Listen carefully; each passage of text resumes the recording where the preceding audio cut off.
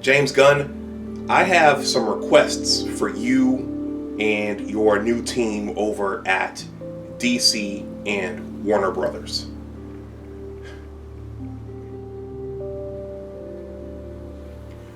Welcome back to my channel. My name is Dr. Anwar Youssef Dunbar, and this is Big Discussions 76, Entertainment and Media. First of all, please like this video, please share it, and please subscribe to my channel. If you want to make a donation to the channel, that information is below in the description box. And also, please consider joining the Big Words LLC Newsletter. In addition to being a YouTube content creator, I'm also a writer with multiple blogs and with my own book project on the way. All right, it's been a little quiet over here, and now that the holidays are over, I am resuming my content, and this video is going to be a some requests for James Gunn and the new team over at DC and Warner Brothers.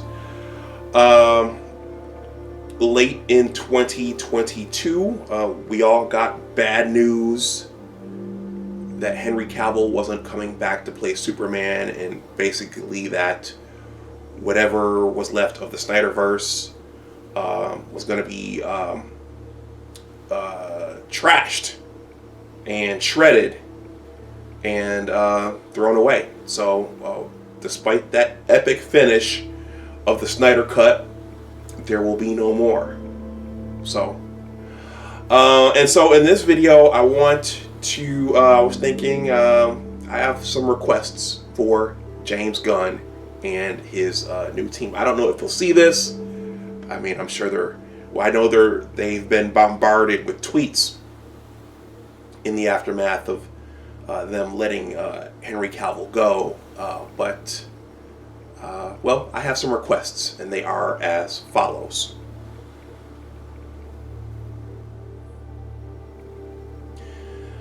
So you're gonna reboot Superman yet again? Well, I've expressed in my content that I am a collector of movie soundtracks, and over the holiday season, I was in the gym working out. Well, the few times that I did work out over the holiday season, I realized that I had the soundtrack from Superman, the motion picture from 1978 on my iPod Nano. So I proceeded to listen to the main score. I think it's called the main score. That was directed by John Williams, and it was the music was played by the London Symphony Orchestra. And so I listened to the opening score, the main theme, the Krypton theme. Back in the 1980s, James Horner, who did the soundtrack for Star Trek II: The Wrath of Khan and Star Trek III: The Search for Spock. If you ever, there's a really good documentary on the music behind Star Trek II: The Wrath of Khan, and James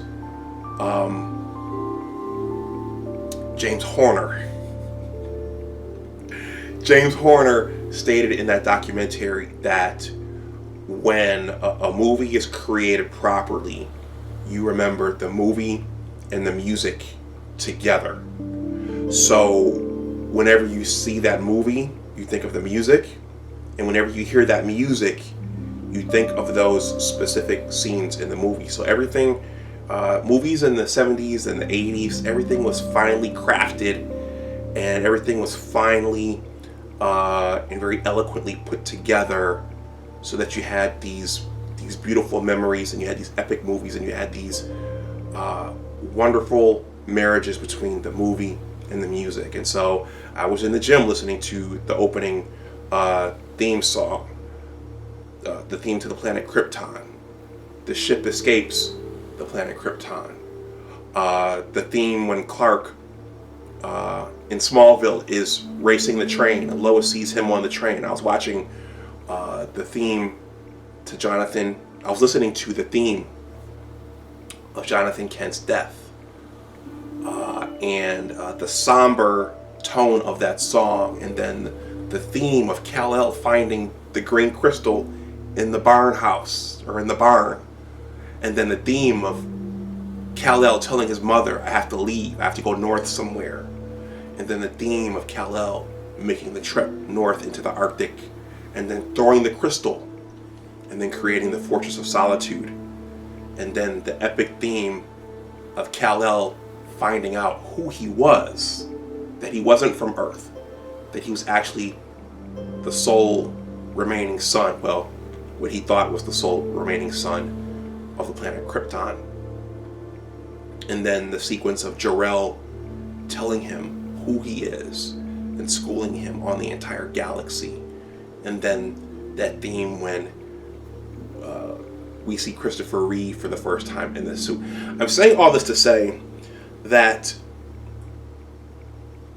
if you're going to reboot Superman, do it right. Do it right.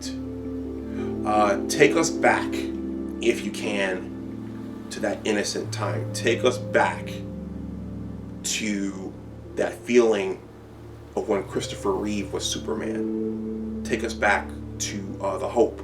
Shout out to Officer Charles Faulkner, who shared with me that the big three, the triumvirate, Superman, Batman, and Wonder Woman represented hope, justice, and truth. Not necessarily in that order, but take us back there. That's one of my requests.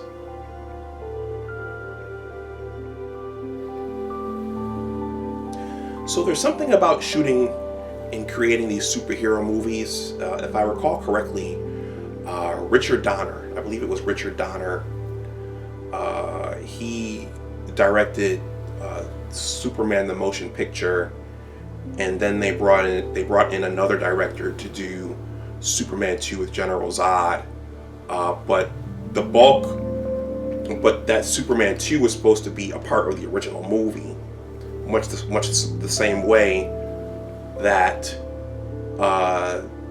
Zack Snyder shot the Snyder Cut, and then there was some falling out at the DC Warner Brothers Studios, such that they had to bring in Joss Whedon, and then the whole thing turned into a fiasco. But there's something about making these movies that causes all these weird things to happen. But what was good about those Richard Donner films was that, and I think Zack Snyder, when he created Man of Steel, I think he tried to recapture this, and that's that in addition to being a superhero movie about Superman and the Man of Steel, both of those movies were also science fiction movies. I mean, they started on the planet Krypton, in another galaxy. The Kryptonians were, at least Jor-El was a scientist. They were very advanced. They were very technologically much further away, much further ahead of the residents of the planet Earth, such that they were exploring the galaxy and they were aware of other worlds. So when you reboot this, I would retain that. There's a special place in my heart for Marlon Brando as Jor-El, and those images, those late 1970s images and portrayals of the planet Krypton and its people, and the Fortress of Solitude versus the alien ship. But one of my requests is to keep that theme. It's a superhero movie, it's a superhero story, but also make it a science fiction story. I prefer that you stick closely to the 1978 film and its successor, but if you do what Zack Snyder did, keep it there. Have a world engine. Have black holes and singularities, and show us that there are differences in the atmospheres between Krypton and the planet Earth. Keep with that theme. Make a superhero movie, but make a science fiction film, or give it a science fiction aspect as well.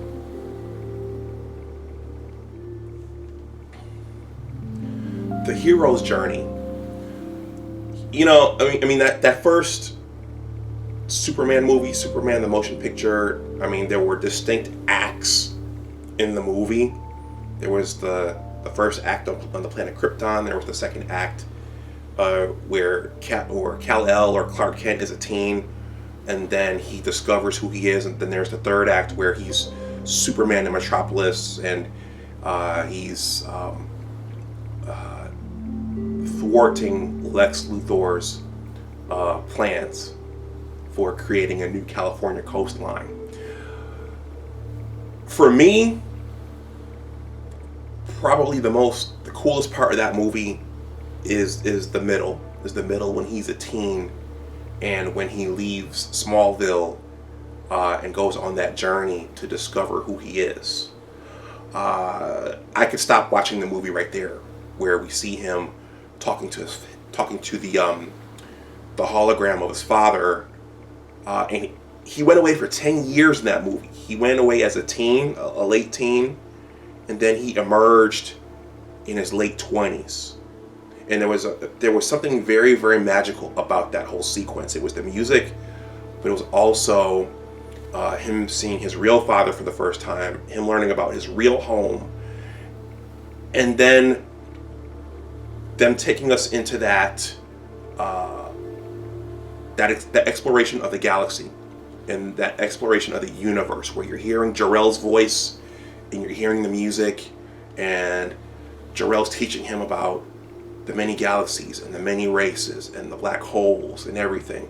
That was a magical sequence, and it was, again, it was very very science fiction, but it was also a hero's journey, a young man's journey of discovery and figuring out who he is, and figuring out where he was from, and then figuring out why his father sent him to that particular planet.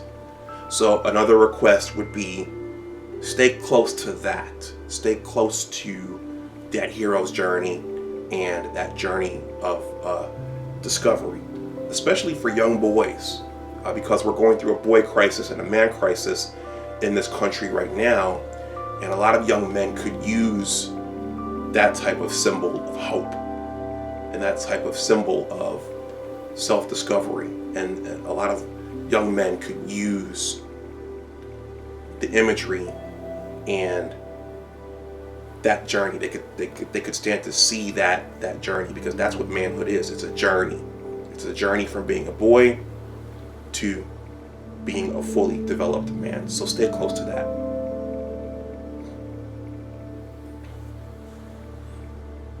And on that same vein, fatherhood.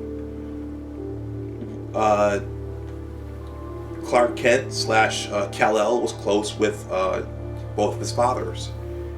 His adopted father, Jonathan Kent, who he spent most of his childhood with, and then the holograms and the images of his real father, Jor-El. Fatherhood was and is a critical theme in Superman.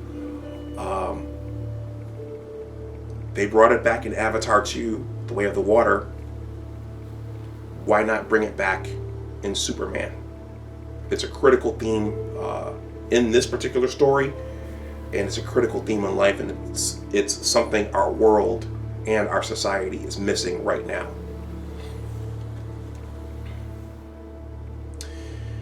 Now, give Kal-El his entire team. Give us a complete Justice League. Give us Batman and Wonder Woman and the Flash.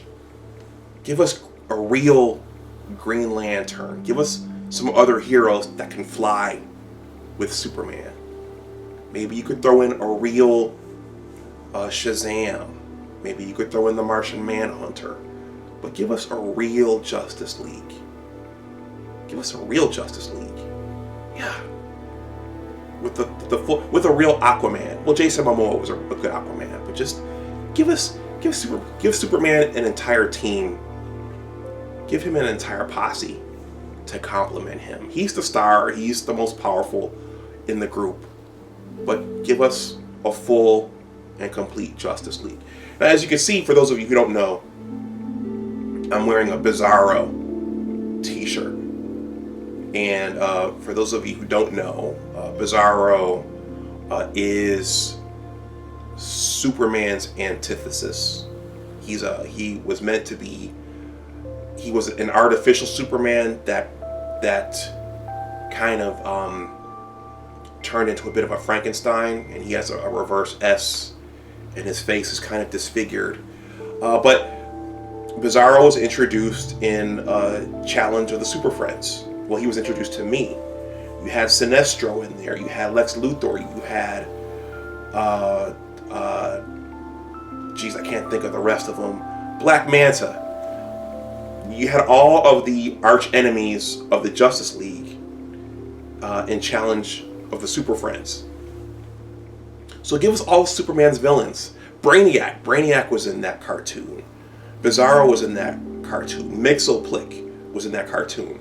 We've had Lex Luthor enough. And I'm not saying take Lex Luthor away, but give us his other villains. We've had General Zod, and he's been done well. I mean, I arguably liked Terrence Stamp's General Zod more than Michael Shannon's. Michael Shannon did a good job, but come to me, son of Jor-El, kneel before Zod. But give us his other villains. Give us his other arch enemies. Build this thing out. So give us a nice Justice League to go around him, and don't kill him off right away. And give us Superman's full complement of villains as well.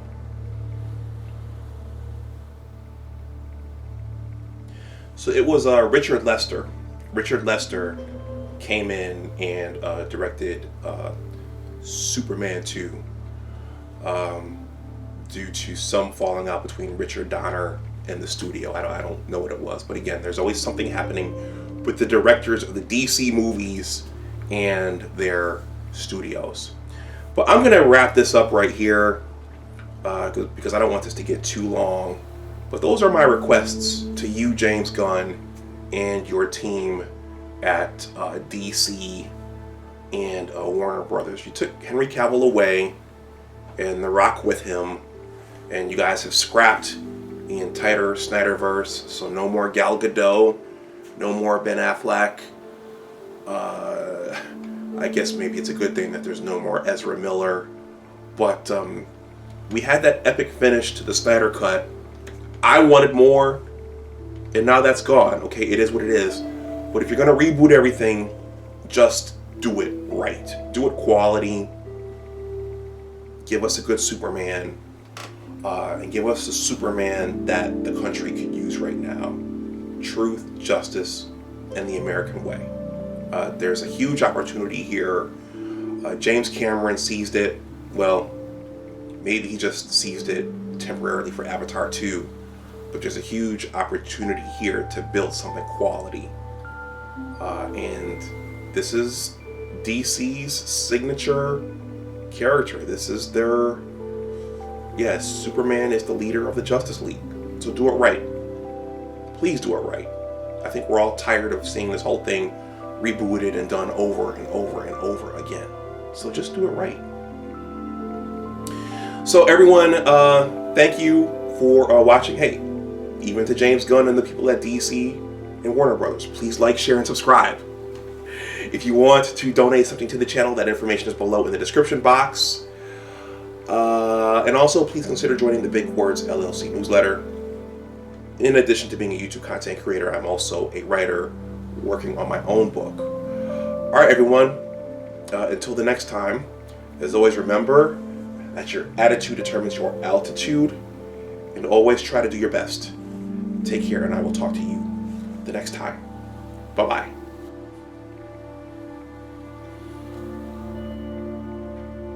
By the way, shout out to my brother Amal Dunbar. He's done all of the artwork for my channels, and he's actually the one who brought me this Bizarro t-shirt years ago.